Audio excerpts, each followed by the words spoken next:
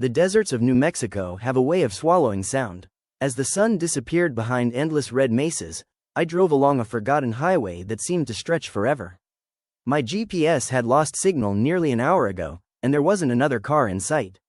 That's when I saw the sign. Not a highway sign, a hand-painted wooden sign pointing toward a dirt road. Red Mesa 6 miles. I'd never heard of Red Mesa before. Curiosity got the better of me.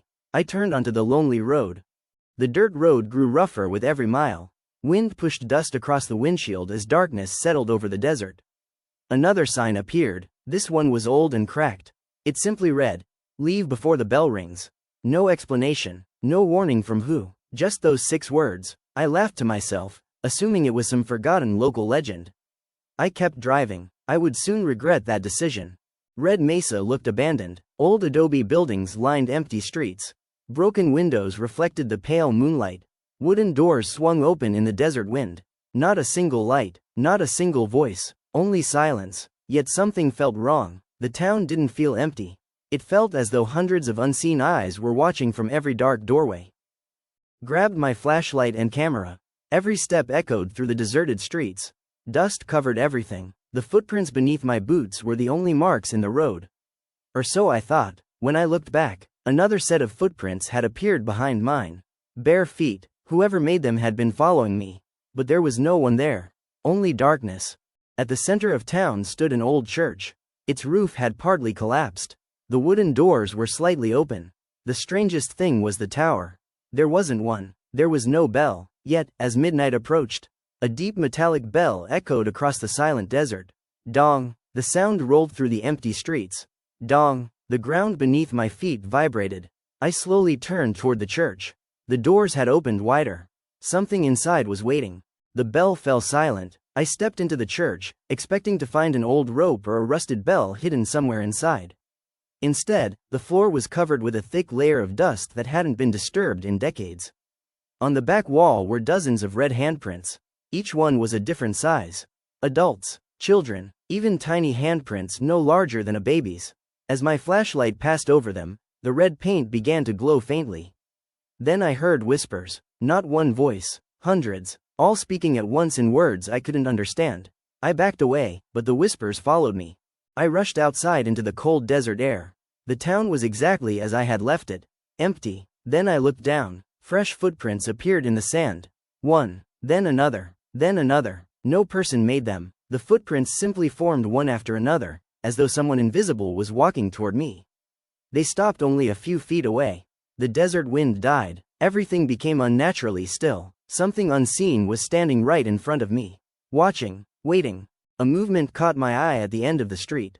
A tall figure stood beneath the moonlight. Its body looked human. Its face was hidden beneath a wide-brimmed black hat. It didn't move. It didn't breathe. It simply stared. I raised my camera to zoom in.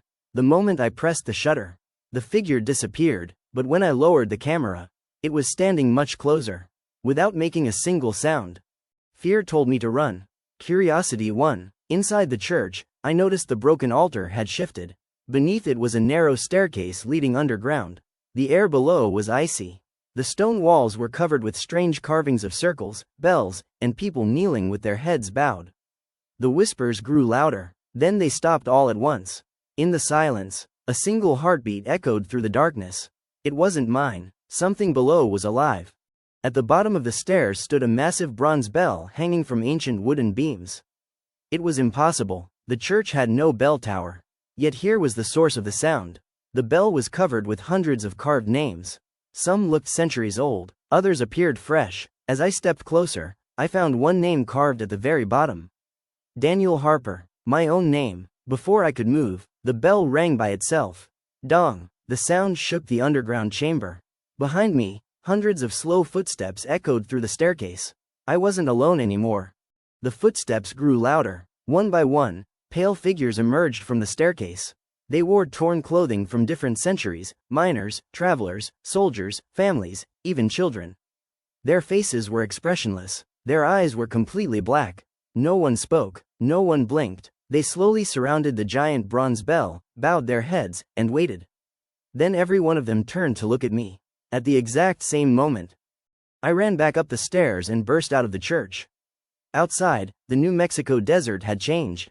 A violent sandstorm had swallowed the town. The wind howled through the empty streets, but hidden inside the swirling sand were hundreds of glowing eyes. The shadows moved like living creatures. They circled the town, trapping me inside. Then the bell rang again.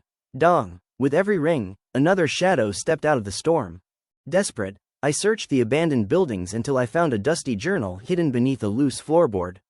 Its final entry read, "Red Mesa was never abandoned. Every 100 years, the hollow bell chooses a stranger.